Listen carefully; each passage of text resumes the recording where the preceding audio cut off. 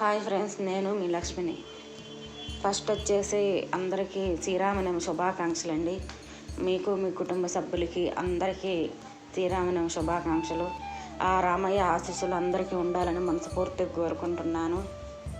ఇంకా మన వీడియో వచ్చేసి ఇవాళ చిన్నదేనండి. వీడియో వచ్చేసి అన్నీ తీయలేకపోయాను, కొంచెం బిట్లు అయితే తీసుకున్నాను. ఇంకెక్కడ వచ్చేసి రాముల వారికి పానకం చేస్తున్నానండి. ఇంక మనకు శ్రీరామనవమి అంటే పానకం వడపప్పే కదండి. ఇంకెందుకంటే ఇంకా వేరే వంటలు ఏమైనా చేయడానికి కూడా నాకు ఇవాళ అయితే అసలు బాగాలేదు. బాగా జలుబు అయితే ఎక్కువైపోయింది. ఇంకా అసలుకి ఏం చేయకుండా ఉంటే పండగ పూట కదండి, ఇంకా అలాగే ఉంటే ఇంకా అసలు బాగోదు. అందుకని చెప్పని చిన్నగా లేట్ చేసుకుంటున్నాను. ఇక్కడ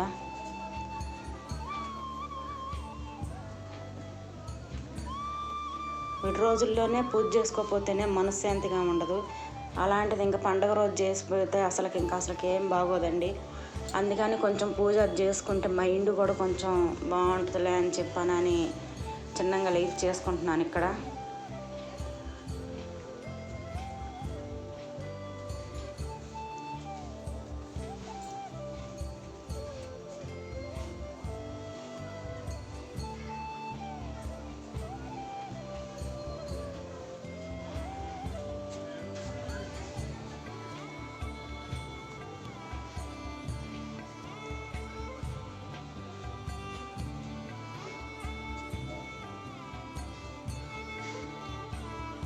ఇంకా ఇవన్నీ కలిపాక ఏగలు అవి రాకుండా ఉండటానికి నేను ప్లేట్లు అయితే పెడుతున్నానండి. ఇక్కడ ఏంటంటే స్టాండ్ మీద పెట్టుకొని తీసుకోవటం కదండి నేను ఒక్కదాన్ని. అందుకని చెప్పని అవి చేసేవి నేను క్లారిటీగా మీకు చూపించలేకపోతున్నాను.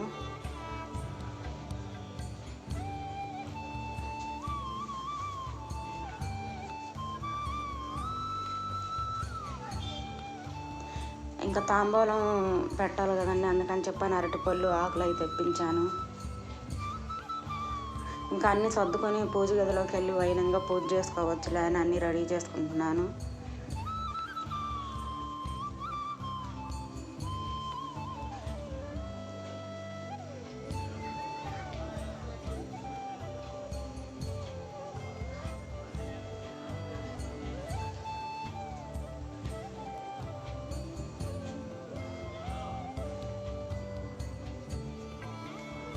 ఇంకెక్కడ పూజ గదిలోకి అయితే వచ్చి నూనె అవన్నీ వడ్డించుకొని ఇంకా అన్నీ సర్దుకుంటున్నా. అప్పుడు చిన్నవాడు వచ్చాడండి. ఇంకా వాడు తీస్తున్నాడు.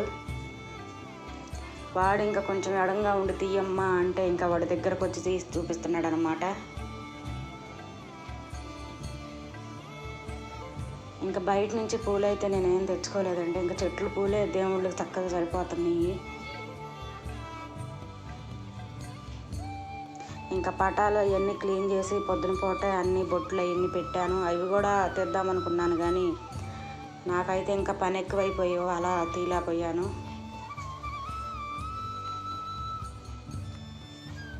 ఇంకెక్కడైతే నేను దీపారాజన కూడా చేసుకున్నానండి.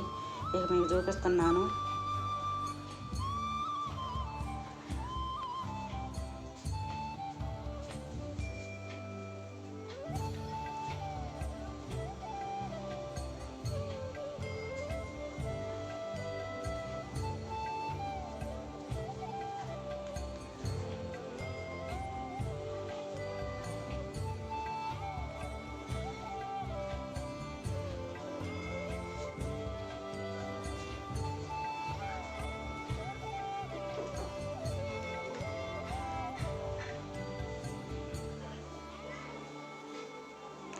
మాకు దేవుడి కూడా వచ్చి చిన్నదండి, అందుకని చెప్పి కొన్ని పటాల పైన కూడా పెట్టాము.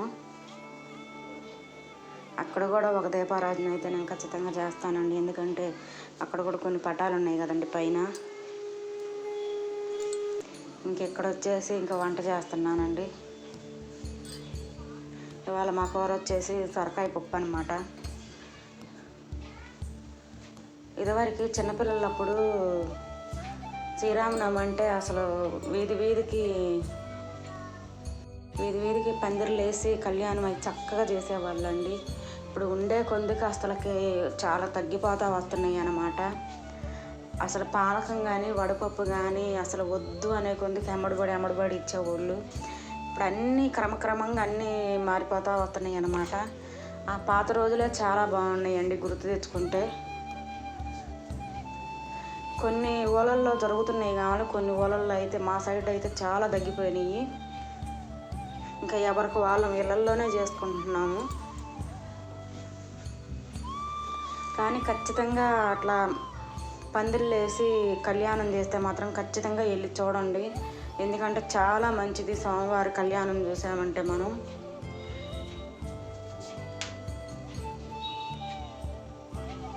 ఇంకెక్కడ వచ్చేసి అన్నం కూర పొయ్యి మీద వేసానండి.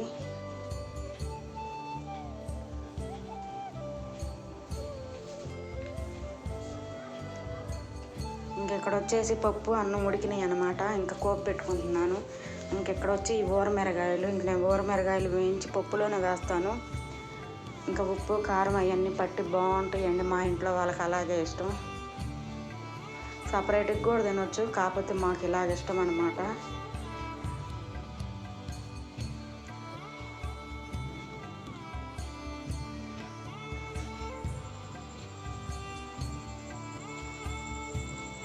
ఇంకా మిరగాయలు ఎత్తిన నూనెలోనే కోపు పెట్టేది వేస్తున్నాను.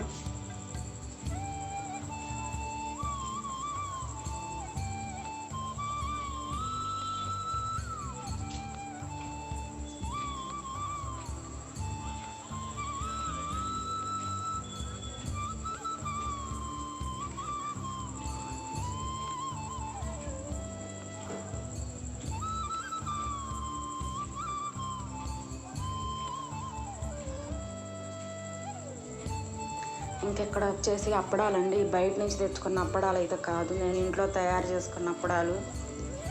చక్కగా వేగుతాయండి. ఒకరోజు వీడియో చేసి నేను పెడతానండి. చాలా బాగుంటాయి ఈ అప్పడాలు అయితే. బయట నుంచి కొనుక్కొచ్చుకున్న అప్పడాలు అయితే అంతా సోడా ఉప్పే అనమాట. మనకు నోరంతా 1-2 తినేటప్పటికి నోరంతా కొట్టుకుపోయిద్ది. ఈ ఇంట్లో కట్టుకున్న అప్పడాలు అయితే సూపర్గా ఉంటాయండి. ఎందుకంటే మనం సోడా ఉప్పు వేసుకోం కాబట్టి. ఖచ్చితంగా అప్పడాల మీద ఒకరోజు వీడియో అయితే చేస్తానండి నేను. చూసారా ఎలా పొంగుతున్నాయో అప్పడాలు. బయట అప్పడాల కన్నా కూడా బాగా పొంగుతాయండి ఇవి.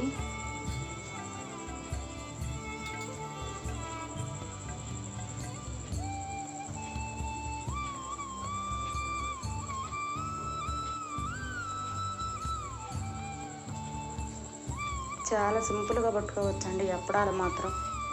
ఈ ఒక సీజన్లో మనకి ఎండాకాలమే పట్టుకోవాలని అయితే ఉండదండి.